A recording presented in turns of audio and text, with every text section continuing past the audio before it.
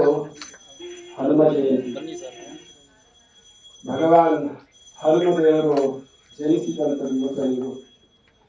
ನಮ್ಮ ನಾಡಿನ ಅಷ್ಟೇಕೆ ನಮ್ಮ ದೇಶದ ಮೂಲೆಯಲ್ಲಿ ಹನುಮಂತ ಜಯಂತಿಯನ್ನ ಆಚರಿಸ್ತಾ ಇರುವಂತಹ ಪವಿತ್ರ ದಿನ ಇವರು.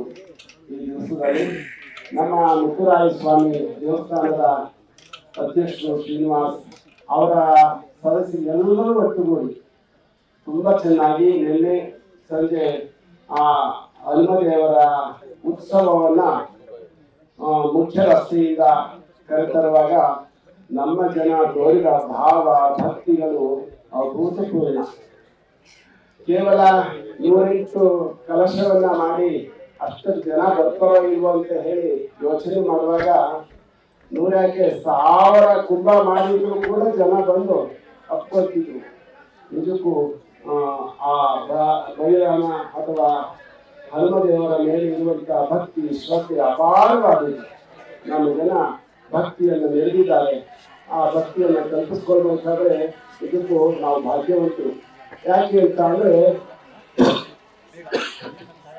ಜಂತು ನರಜನ್ಮ ದುರ್ಲಭಂ ಅಂತ ಹೇಳ್ತಾರೆ. ಈ ಜಂತುಗಳಲ್ಲಿ ಅಂದ್ರೆ ಪ್ರಾಣಿಗಳಲ್ಲಿ ಈ ನರಜನ್ಮ ಬಹಳ ದುರ್ಲಭವಾಗಿದೆ. ಅಂತಹ ಜನ್ಮವನ್ನ ಮನುಷ್ಯ ಜನ್ಮವನ್ನ ಭಗವಂತ ನಮಗೆ ಕಲಿಸಿಕೊಟ್ಟಿದ್ದಾರೆ. ಈ ಜನ್ಮದಲ್ಲಿ ನಾವು ಇಂತಹ ಮಹಾನ್ ವ್ಯಕ್ತಿಗಳ ಭಗವಂತನನ್ನ ಸ್ಮರಿಸಿ ನಮ್ಮ ಜೀವನವನ್ನ ಸಾರ್ಥಕ ಪಡಿಸ್ಕೊಳ್ಬೇಕು. ಅಂತಹ ಕೆಲಸವನ್ನ ನಮ್ಮ ಈ ಮುತ್ತುರಾಯ ಸ್ವಾಮಿಯ ದೇವಾಲಯದ ಅಧ್ಯಕ್ಷರು ಮತ್ತೆ ಎಲ್ಲ ಪದಾಧಿಕಾರಿಗಳು ಮತ್ತೆ ಯುವಕರು 106 ಯುವಕರು ಇಲ್ಲಿ ನೋಡಿದಾಗ ಹನುಮಂತನ ಬಗ್ಗೆ ಎಷ್ಟು ಅಪಾರವಾದ ಶ್ರದ್ಧೆ ಇದೆ.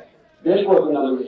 ಆ ಹನುಮಂತ ದೇವರ ಭಕ್ತಿ ಇದೆಯಲ್ಲ ಒಂದಷ್ಟು ನಮಗೆ.